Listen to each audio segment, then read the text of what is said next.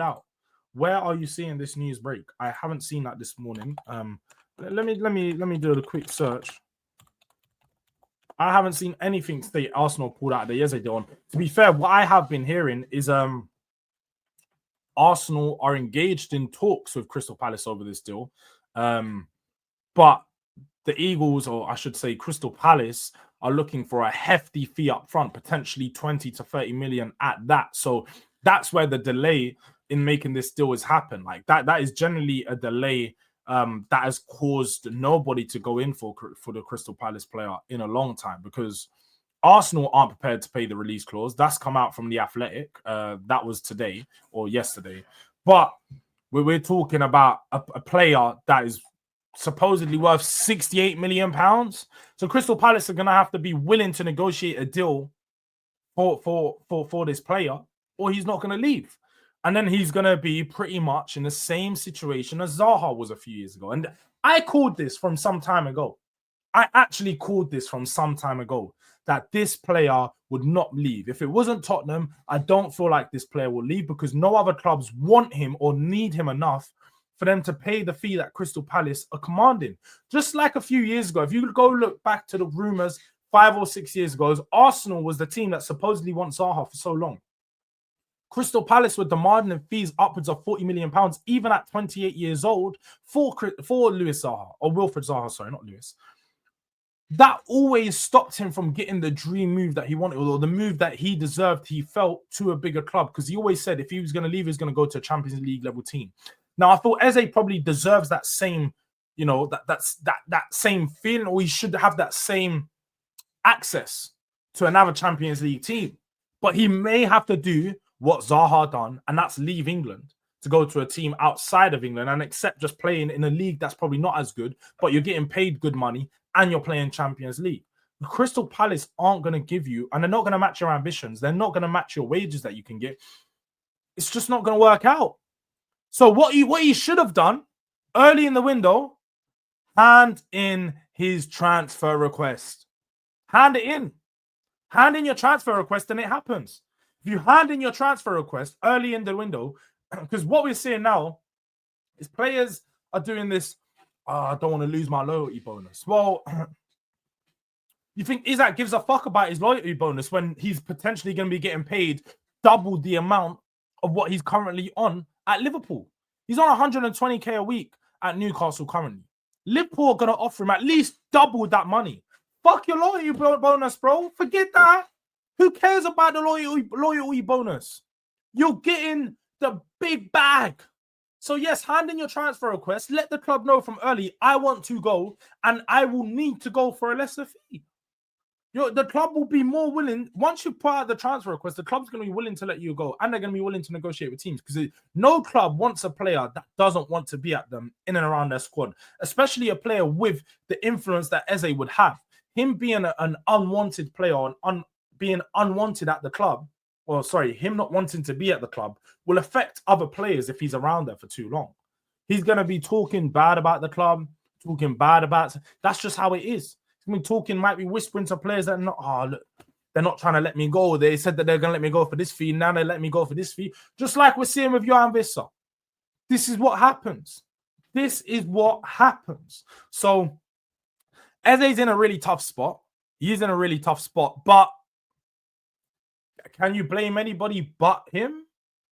He's agreed to have this 68 million pound release clause in his deal, thinking that clubs are going to play it, and nobody's paid it. I did say he's 27 years of age, 28 years old. He's turning 28 this year. Clubs do not want to invest a significant amount of 60 to 70 million pound in a player that they may only get 2 to 3 years out of. It just doesn't happen. It just doesn't happen.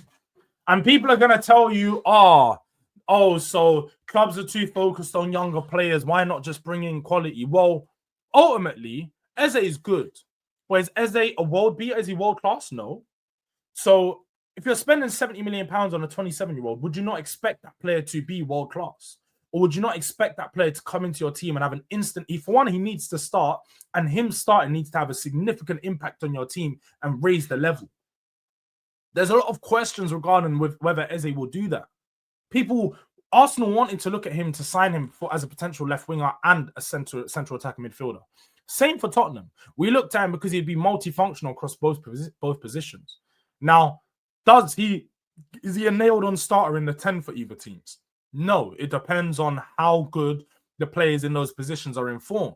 You know, how is Odegaard's form at the moment? How is Maddison's form at the moment? How is Cooley's form at the moment? Depending on all these players' forms, depending on whether Eze would start above them or not. And then you look at his recent couple seasons. He's had a bad start to the season last year, as well as the season before that. Now, again, you can say it was a whole of Crystal Palace. The team had a bad start, yes, but if you're the main player in that team and you're suffering just as much as everyone else, then we're going to look at you and say you're a passenger, you're not a leader. So I don't know whether Eze going to Arsenal or Tottenham is such a significant impact that the teams are going to be willing to invest the money that is commanded for him, £30 million up front. You're paying £30 million up front, and then in the next 12 months, you're going to have to pay another 20 million. So you're already investing £50 million within 12 months. You're expecting to see a return on that investment within that time frame. Or if not 12 months, at least 24 months. And the return on the investment needs to be heavy because you can't sell the player. If he wants you, you're going to be looking at selling him. It's going to be for 20 or 15 to 20 million because he's going to be 30 years old. It's going to be hard to command a fee of 30, 40 million unless he's wanting to go Saudi. And I don't know if Eze is the type of player that will want to go Saudi. I don't think he is. He doesn't look like that type of player. But who knows? Who knows? Who knows, man? Man said, no wonder Douglas Dewey is in dire straits. Brother is out here trying to do a YouTube channel instead of playing for Juve. Yeah, bro, it's tough, bro. Like, it's real tough out here. Like, Juve are refusing to pay, man, right now. Like, I just want to move to Tottenham. Can you not see? Like, I just want to move to Tottenham. I've decorated my room with Tottenham stuff.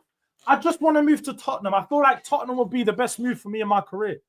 Like, why are Tottenham taking so long? Johan Langer, call me. Call me. I'm sure that's what Douglas Luiz is thinking anyway. But hairline looking fresh. Give D something. D is I don't think D can bring his hairline back. He's obviously a proud bald man, isn't it? Like so I don't think that'll be possible, but maybe you can get some tips from Johan Wissa on how to make it shine properly, innit? You know, maybe we need to find him some oils to shine the thing like the bowling ball so we can really crisp it up, you know what I mean?